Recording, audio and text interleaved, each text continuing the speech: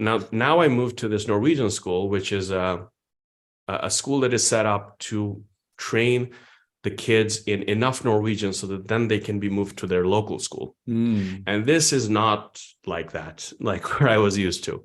This is a little bit of the opposite, where people don't really care. And it's the kids here are coming from everywhere. For all sorts of reasons. For all sorts of reasons, yeah. And it's not the kids' fault, obviously. It's the teachers, right? And the administration or whatever. It was just not important. And I remember that the first day of school in '99, I got my books and I was very excited to, go home and put the covers on the books and, get ready for the new year. And I remember that I got my math book, which was to be used for the whole semester. It was thin and it had these dinosaurs kind of on it, like these creatures on the cover. I remember that. And I went home and I think I had to do like a little bit of homework for that day just to get familiar with the book. And so I did that. But at that point, I already knew most of the things that were in the book because we'd already covered it in the international school. And so I just started continuing doing, right? And within, I think maybe 2 hours or so, before I knew it, I was done with the entire book for the whole semester. And I was pretty happy. I was like, okay, that was fun. And so the next day I went to the teacher and I told her that I finished everything. And I thought that she would be pretty proud of me and happy. I thought that was a reasonable assumption at 8 years old.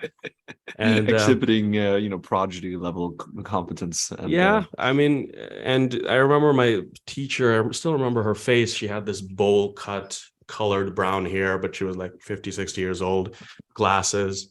Oh man, she sounds like a person who would appreciate that. Yeah. Just judging the book from the cover. Yeah. You should never do that. Well, when I told her this, her facial expression changed and she took me aside and she told me that, why have you done this? She asked me, like, why did you do this? I didn't know what to say. And so she was like, well, you do understand that this book you're supposed to use for the whole semester, right? And again, I'm not saying stuff. And she's like, what am I supposed to give you now? You've finished the whole thing now. So I didn't understand it then. Of course, I was a little bit quite a little bit afraid even, because I didn't know how to speak the language. I think she was speaking in Norwegian to me. I just understood a little bit. And it was just a complete, very big shock for me because it was very different from my expectations. And she told me that go home and then erase what you've done up until what you were supposed to do. And then you're supposed to do this for the rest of the semester. What? Yeah.